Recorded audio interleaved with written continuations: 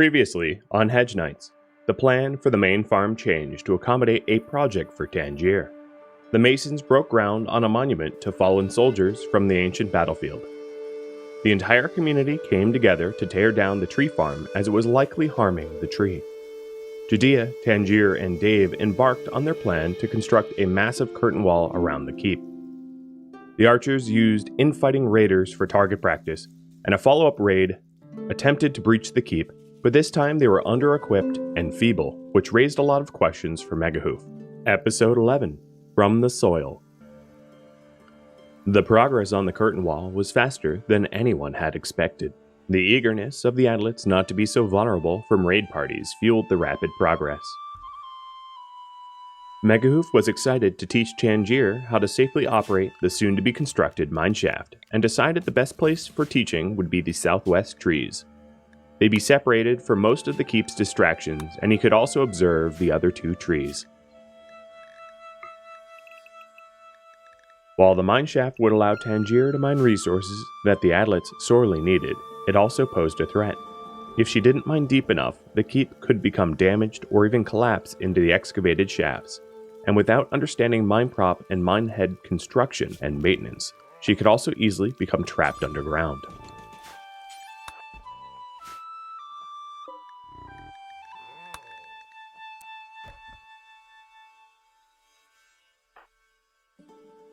Tangier agreed to the meeting place, but told Megahoof that she'd have to meet up with him after running an errand for Sapo.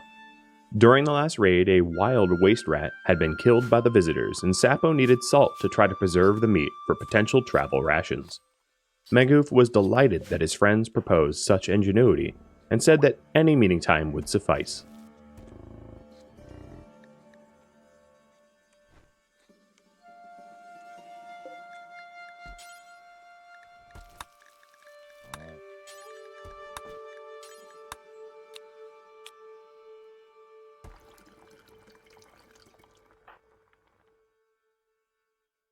Tangier headed out alone to the mountain that was once full of iron and coal, while Megahoof observed the other two trees that hadn't been walled in and enclosed. Although he was fairly sure the North Farm tree had recovered, he needed additional data to set his mind at ease.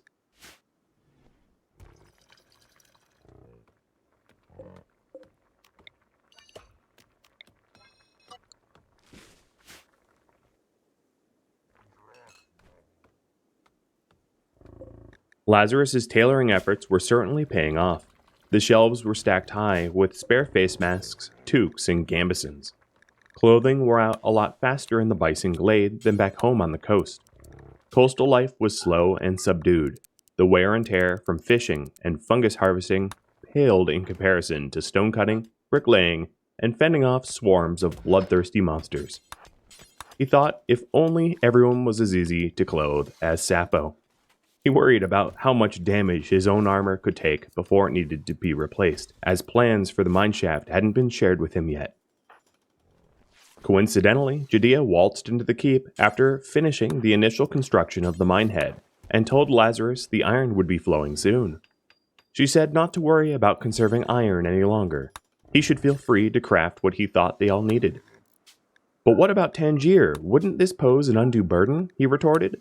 Judea told him to go out to the Mackey fields and marvel at the new mineshaft, able to source an abundance of iron without Tangier ever leaving the safety of home. Judea could even sense the look of shock and awe through his helmet.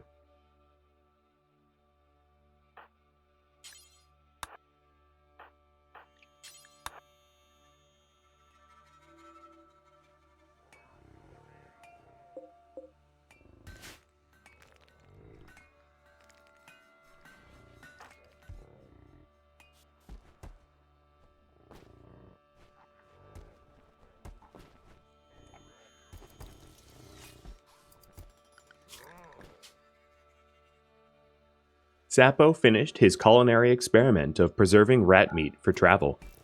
He scribbled a barely legible note upon the package ration, for Sapo only. He knew the other atlets grew tired of every meal being some iteration of fungus, but it was important to age the ration to check whether the food could last a round trip to the coast and back.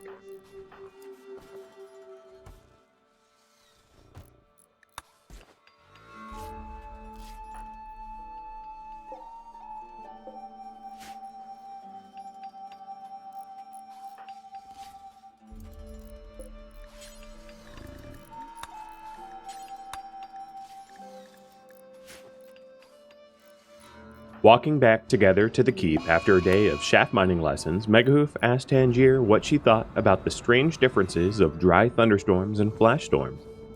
The Adlets loved the smell of clean air that resulted from the thunderstorms, but somehow flash storms didn't affect the air in the same way. Tangier had clearly never given it any thought and shrugged. She said she wondered how the special trees would fare if hit by lightning. Most of the other trees in the glade's hillside were withered, stunted, and small, and Tangier pointed out how much more likely it would be for the towering special trees to be struck. It got Megahoof wondering if the special trees were even flammable at all. More lines of inquiry. Great. Like he didn't have enough going on already.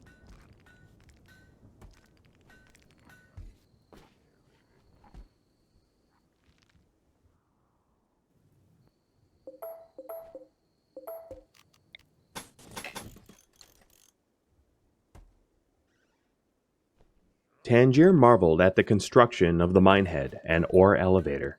The amount of research, experimentation, engineering, and design that such a project required was difficult to behold. She felt a slight guilt of all the collective efforts others had to make to accommodate her fears of being isolated and alone. She'd have a lot of people to thank in the morning.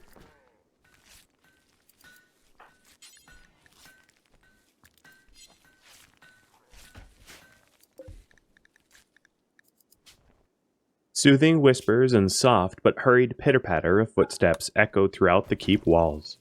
Madzi worked alongside Sapo as the latest harvest of fungus was trimmed and gathered in the geyser-heated section of the farm. The tranquil morning turned to loud industry as Arauco hauled chunks of granite for the walls, so Megahoof retreated with his sleeping child back into his chambers before the loud chiseling woke the napping toddler.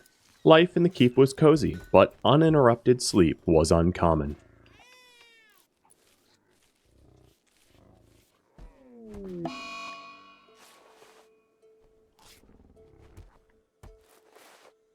Several of the bison fell ill. Sapo took respite from the farm to use what little medicine they had to ease their fevers. Judea awoke and joined Sapo in the pen, caring for their woolly friends.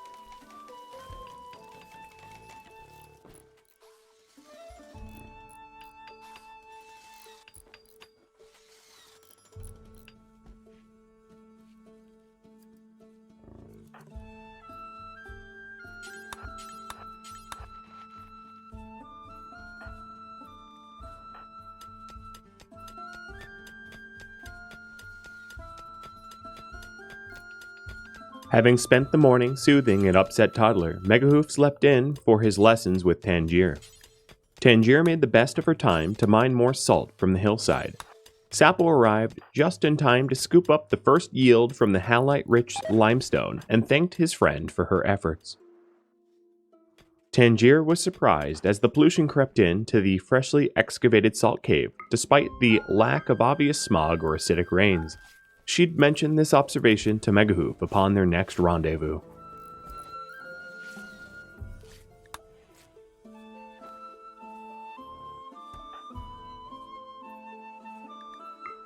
Tangier shared her observations, and Megahoof informed her that he had witnessed the same phenomenon. He told her one of the main reasons for the meeting place was so that he could observe the occurrence. He admitted he didn't yet have a working theory on how pollution could seemingly appear out of nowhere, but their observations perfectly comported with how pollution penetrated their keep walls and tree farm, despite any obvious points of intrusion. "Oh, so you aren't just taking extended naps under the tree's shade after all?" Tangier quipped, in an effort to alleviate the anxiety about their new observations. Megahoof laughed, and as they returned home, he did make one rather curious request. He needed Tangier's help to further study the tree, and asked if she'd be able to mine the limestone adjacent to their meeting place so he could witness the pollution spreading. She was excited to be helpful in furthering their knowledge of the lands and trees. She agreed to the request and told Megahoof to apologize to Dave and Judea for leaving them with the burden of constructing the curtain wall.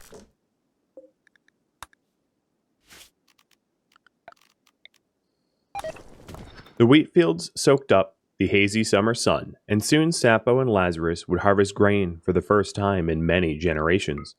Traditionally, the grain was ground down to a fine powder using a millstone or quern, but the process was always described as arduous or laborious. There wasn't ever a reference to the quantity of grain or the amount of people it could feed, but the amount of work to make bread concerned Megahoof, as he didn't want to encumber Sapo or any of the others with effortful grunt work that could be avoided. Some of the more illustrious kingdoms used water or windmills to process their grain, and if Megahoof and his squires were ever to be able to feed the coastal villages, this seemed like a well-suited project.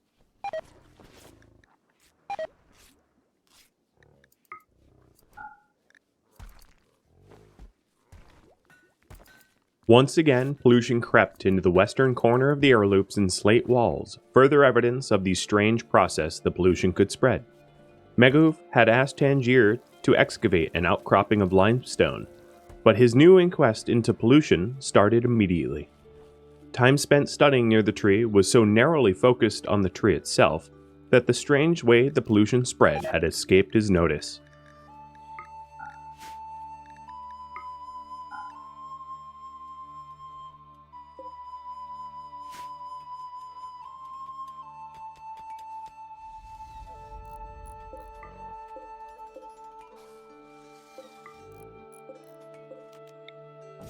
Dave and Judea made great strides to enshroud their keep within sturdy curtain walls despite Tangier's absence. Heavy, slate gate houses adorned with air loops adjoined pathways to every inner keep door. The section closest to the northern tree had yet to be constructed, and Megahoof worried the section encroached on the tree's yet-to-be-charted vast root structure, but didn't want to ask the masons for them to redesign unless it was absolutely necessary. A plum-colored pulse of pollen or fine spores emanated deep from within the tree. The cloud-like pulse dispersed and dissipated like ripples on calm water. The rippling wave rushed past Megahoof and faded a few meters beyond the tilled sections of the soil. The rippling pulse paired with a strange creaking rumble, and at the foot of the tree was pristinely cleaned soil. Never had Megahoof imagined a brilliantly colored ripple or low-toned rumbles when uncovering the processes of the tree. He stood stunned for a few moments, and then quickly paced out measurements and jotted down details before scooping up some slate to return to the keep a little more enlightened.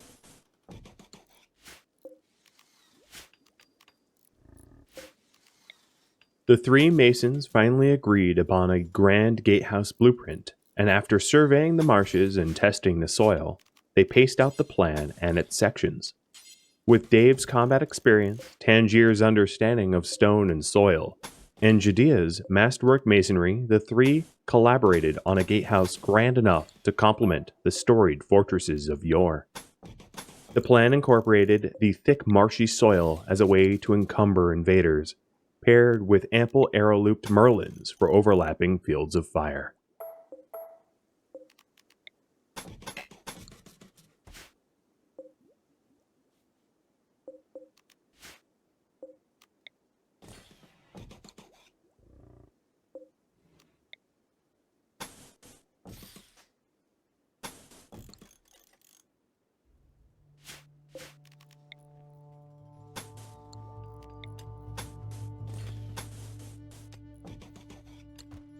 The inner gatehouse incorporated many parallel embrasures paired with granite trenches and cavalry spikes to ensure the utmost defensive advantage. The design also incorporated overlapping gates and redundant bottlenecks for added insurance. A full court of slate flagstone was planned to aid in the rapid deployment of archers and squires. This project would be an epic undertaking, demanding the time and energy for months to come.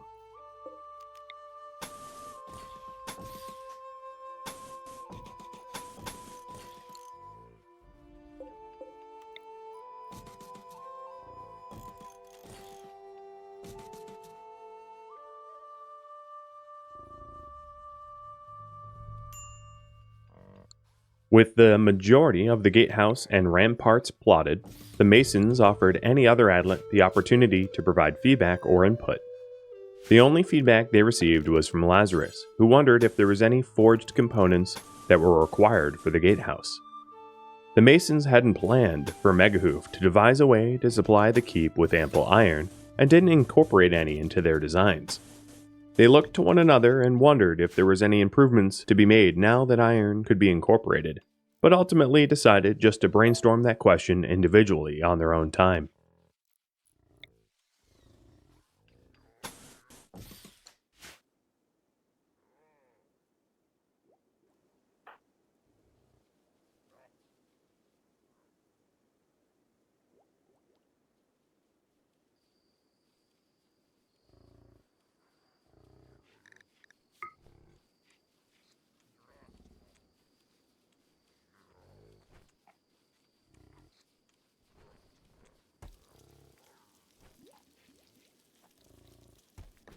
Toxic waste continued to ooze into the keep.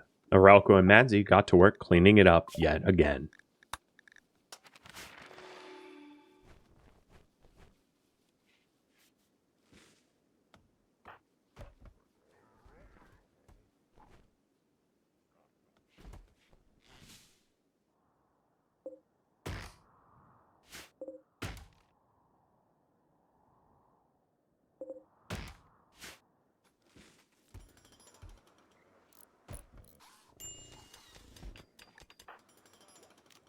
Dave started to show telltale signs of toxic buildup from being exposed to the pollution for too long.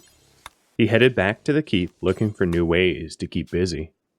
Megahoof asked if Dave would like to spend some time with the bison, much like Madzi and Arelco had when they first arrived, and Dave replied he'd consider the offer.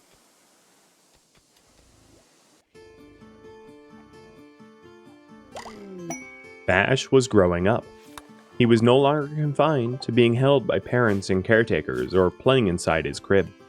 He yearned for learning much like his father and bumbled around the keep haphazardly.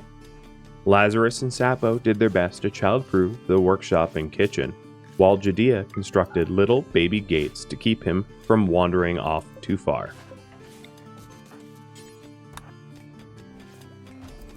Megahoof was very happy that Bash had Madzi to play with. A childhood without other children would be dull. Life was harsh and violent here in the Bison Glade. Despite the promise of a better life that it offered, the squires labored to make it safe. Megahoof and Judea asked all the other adlets to make sure that Bash stayed well within the confines of the curtain wall, requesting that everyone take responsibility for looking out for their little one, so the burden didn't fall on any one person's shoulders. This was a new test for the fledgling community, as Madzi may have been a child, but she was quite able to look after herself.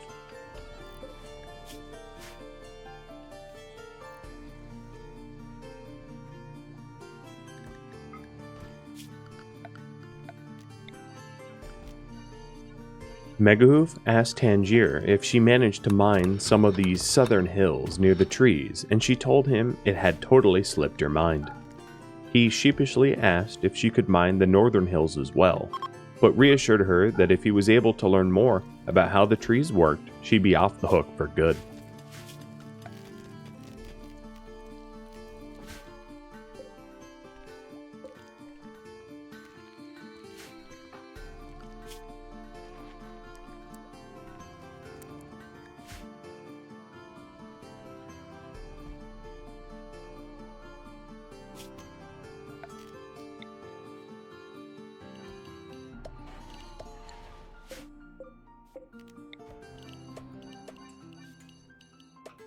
With the curtain wall nearing completion, the wild critters of the glade would be cut off from the offering pile. A temporary solution of placing the food in the Merlin Gate would suffice until a better, more permanent solution could be constructed.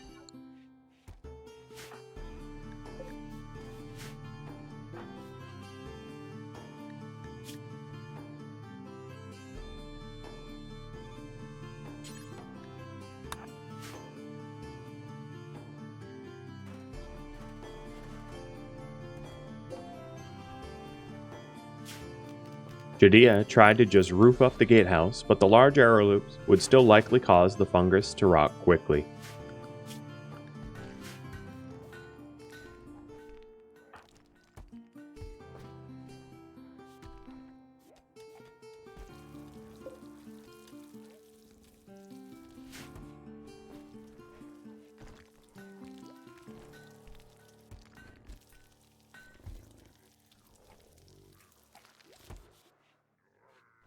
Tangier struck out with a renewed vigor, ready to take on the mining projects to protect the keep from spreading blight.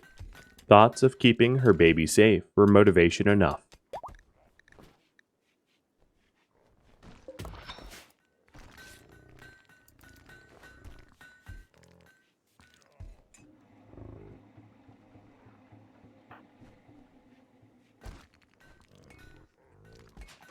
David spent some time in the bison pen and decided to name the new young one Jordan.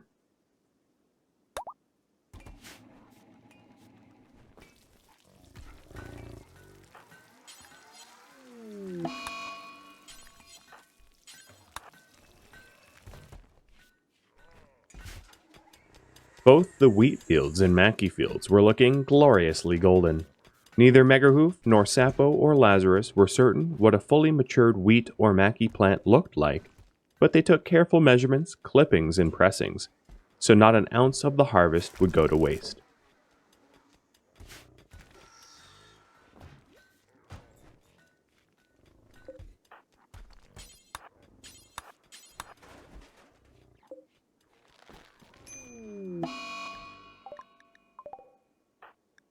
Tangier had a mining accident and she was struck in the head.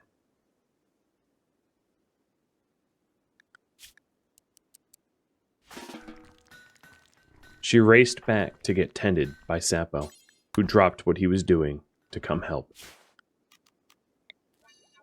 She had been daydreaming and failed to notice she was dislodging some rocks while chipping away at the foothills.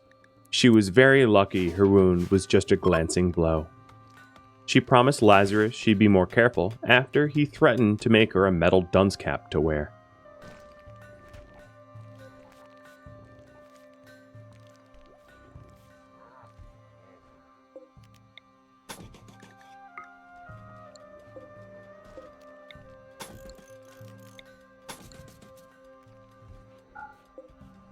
The Adlets settled into a rhythm of daily routines. Megahoof thumbed through tomes and archival notes. Tangier could be heard in the hills chipping away at stone and ore. Sapo buzzed around the kitchen. Dave and Judea hauled cut granite and mortar, constructing the walls block by block. Lazarus tended the fields and mended torn clothing. Madzi swept the floors and hauled stock to the shelves. The daily routines gave way to enormous progress in the glade, provided the routines weren't violently interrupted. The warm summer nights were wonderful. Even through the thick polluted haze, the Adlets would catch the occasional shooting star and wish for even better days ahead.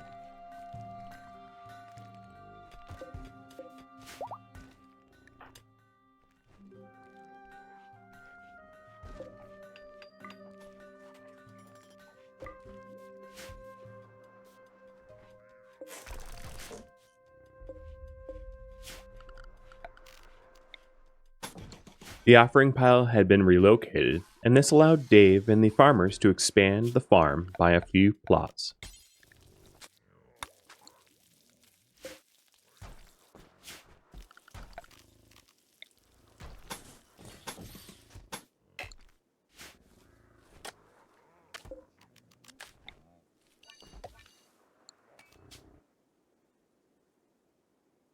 Dave decided it was time to return to his masonry work even if he hadn't made a full recovery. He knew that with Tangier mining around the keep's foothills, the entirety of the project rested on Judea's shoulders, and it was far too monumental of a project for one person to shoulder alone.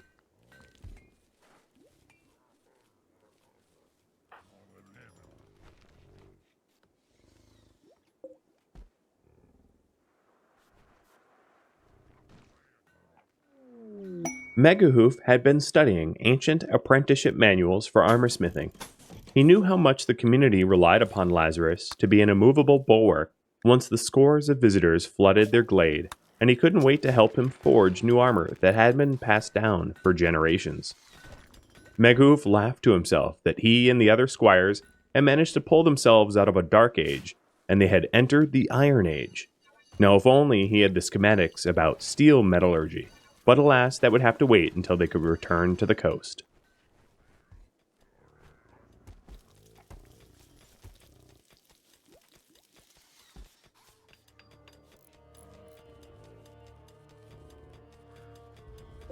The pumpkin meals were a big hit in the keep, but likely any food besides fungus would have been popular.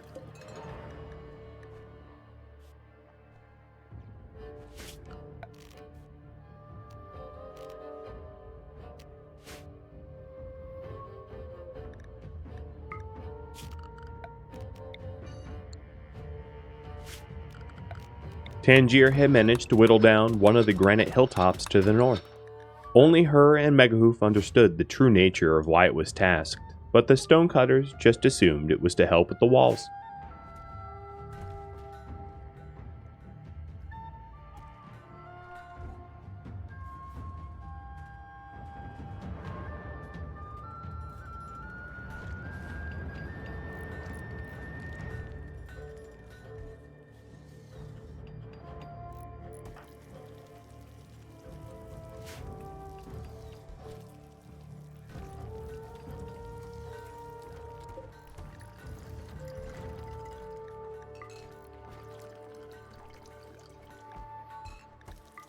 The Adlets gained a new family member. Lily had given birth, and the tiny bison pen became just a little bit more crowded.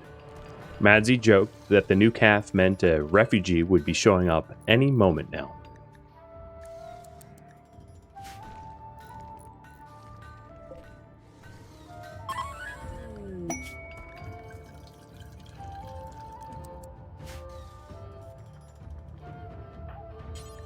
A waste rat had wandered into the keep, which was an oddly rare occurrence due to the doors being almost always propped open for the breeze.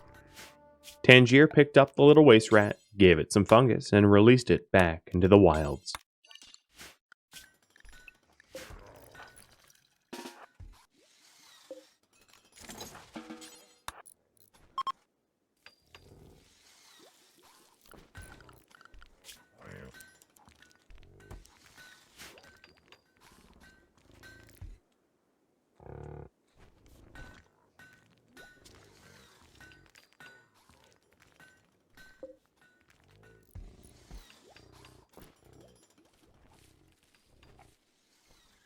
The little waste rat reminded Tangier to set up a proper offering pile that was protected from the elements so the fungus wouldn't go to waste.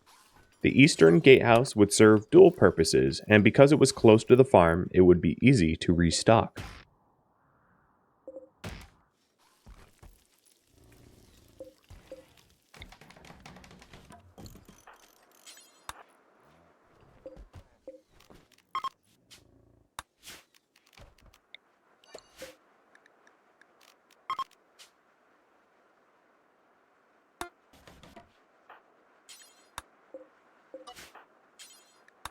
The grand gatehouse looked like a mess of random wall sections and partial arrow loops. Megahoof wondered why the masons went about their work in what appeared to be a perfectly arbitrary pattern. He thought to ask, but realized it was probably better if he didn't seem condescending.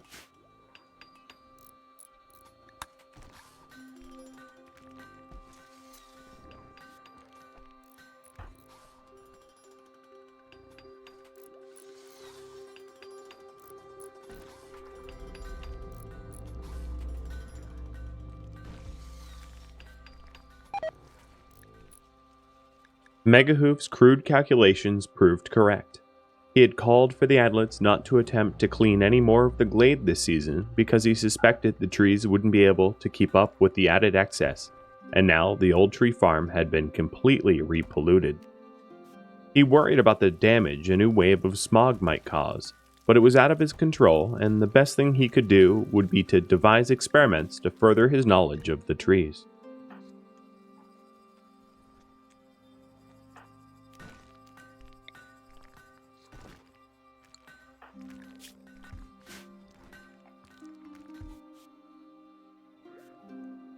The mackey husks and sheaths of wheat gently waved in the twilight breeze. Within the confines of the squire's keep, it was easy to forget about the dangers of the world beyond the walls. Garden rows of long extinct crops grew skyward under the watchful eye of capable crop hands. The overcrowded barnyard of bison added a definitive musky aroma. Moisture from the tamed geyser only worsened the smell. The slightly sulfuric air bellowed along the fungal floors before being blown out into the gardens by a westerly breeze. At times, the keep seemed to be its own strange entity, breathing and circulating in waves as if it too was alive and thriving, nested into the glade.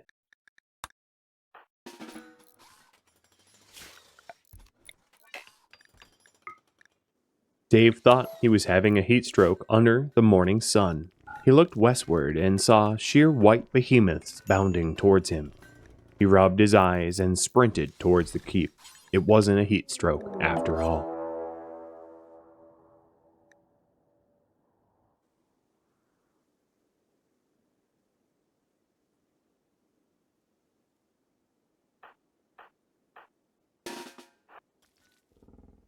Dave rallied the archers towards the western gate and attempted to describe the threat that beset them.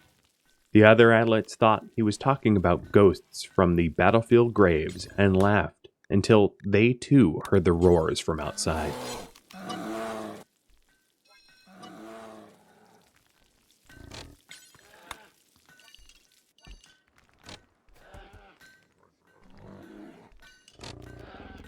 From the laughter leading up to the attack and the chaos that ensued, nobody had managed to close the main gate, and now two giant bears lumbered within the keep.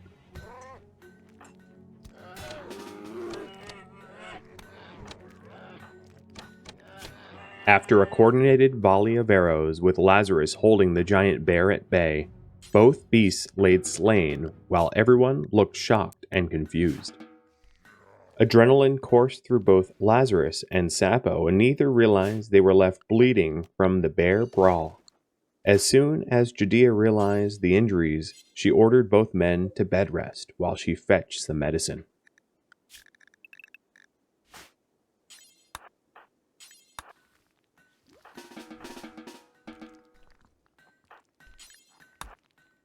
The Adlets were perplexed by the attack. The only white bears any of the Adlets had seen were from paintings of mounted trophy heads above grand banquet halls. And as far as Megahoof knew, those bears were hunted in polar expeditions, nowhere near Catraro Forest. Likely the visitors were ultimately responsible, but how was anyone's guess.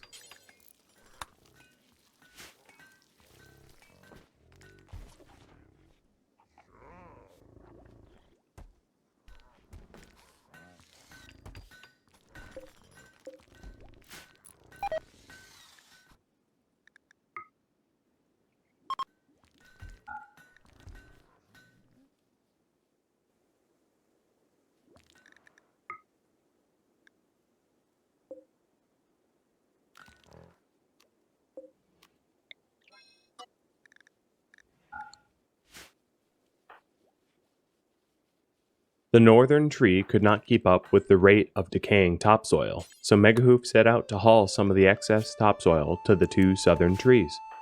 Madzi and Arauco offered to help, and the three set off into the dusk to reduce the amount of cleaning they'd have to do once the bags of polluted topsoil decayed.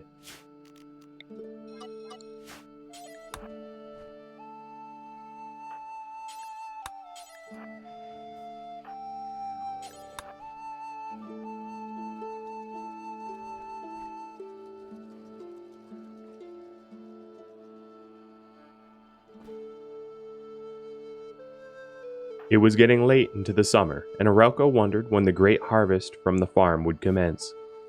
He tired of eating fungus and pumpkin. He was used to fresh meat from hunting.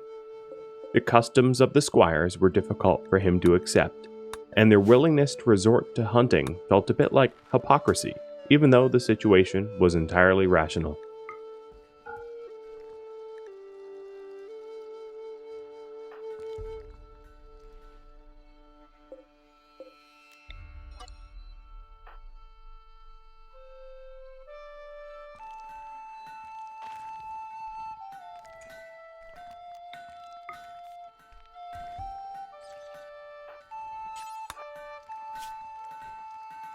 Tangier worked diligently to extract iron from under the Foothold Keep.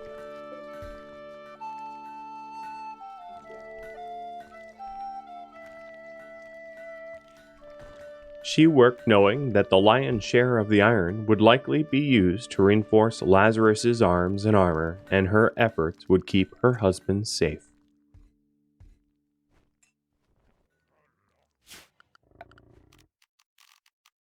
The masons decided it was prudent to finish the curtain wall first before continuing with the main gate. Having most of the keep surrounded by walls would still be immensely helpful, even if they didn't have the gatehouse constructed.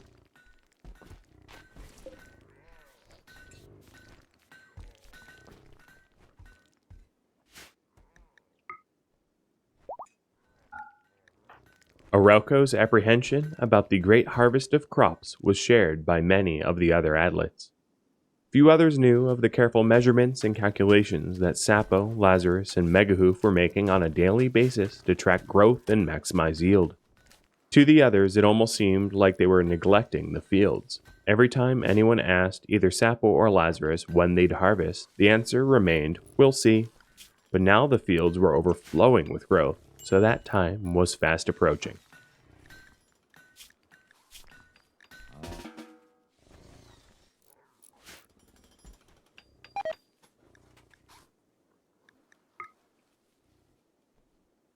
Unfortunately, the efforts of Megahoof, Arauco, and Madzi hauling toxic waste to the southern trees were not enough, and now some of the fungus closest to the exterior walls were blighted and needed cleaning.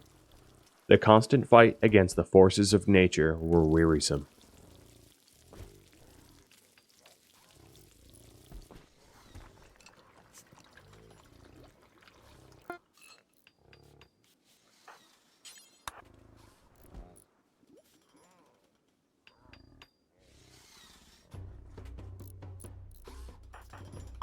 Dave gagged and wheezed as the noxious smell of sulfur spewing from the geyser filled his nose as he worked to clean the farm.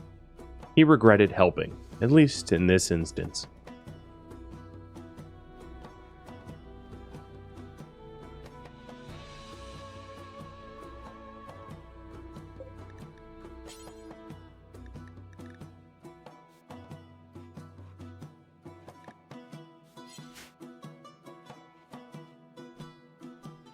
The first of the sown seeds of maki finally fully matured and were ready for harvest.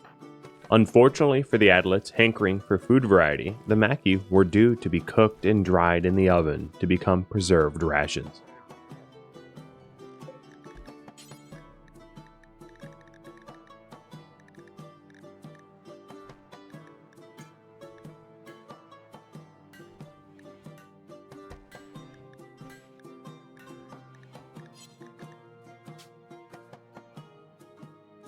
Megahoof promised a delicious bounty was on its way, and once they had stored enough preserved maki for traveling rations, even some of the excess maki could be incorporated into their daily meals.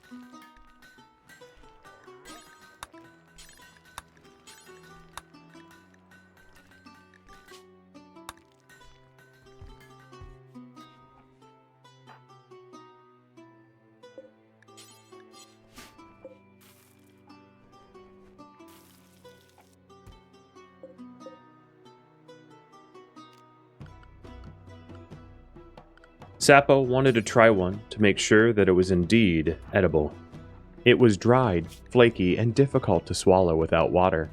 The taste was roasted and earthy, with just a hint of sweetness. He wouldn't enjoy it for every meal, but it was far more pleasant than fungus.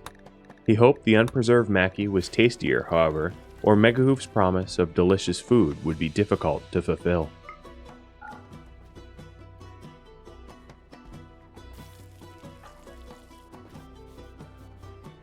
Sapo and Megahoof planned to prepare a tidy stockpile of preserved maki to allow the squires to travel back home. Megahoof wanted to make sure the food wouldn't spoil over the course of the season, so after aging on the shelves until late autumn, they'd eat some more of the rations to guarantee the trip could be made without starvation or resorting to eat the bison.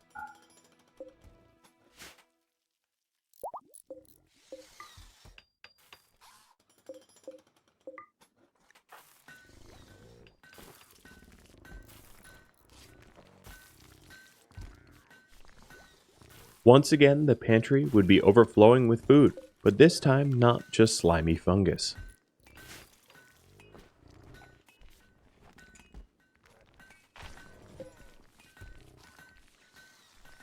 The adlets came together to help haul Mackie to the kitchen as Lazarus harvested it from the neatly tilled fields. He shucked some of the husks to yield seeds for replanting, although he doubted it would grow enough before the frost set in, but it was still worth trying.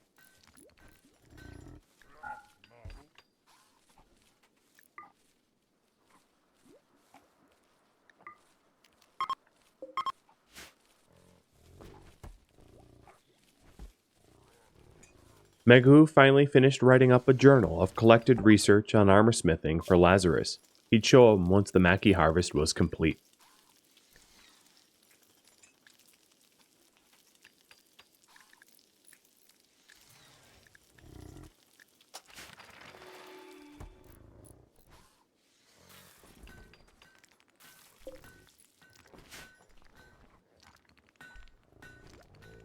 Lazarus laid next to Tangier as she worked. They enjoyed being in each other's company.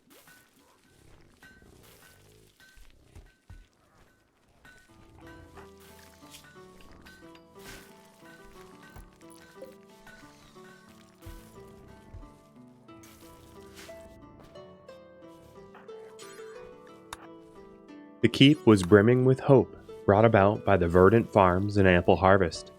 Meghoof was relieved the seeds yielded food. This was an experiment, after all, but he wouldn't have risked experimentation had it not been for the pantry shelves filled with fungus. Soon, he and the other adlets would have to make some tough choices.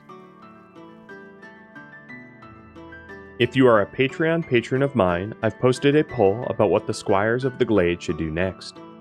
The poll will only remain open for about a day or two, so if you'd like to vote, please do so soon.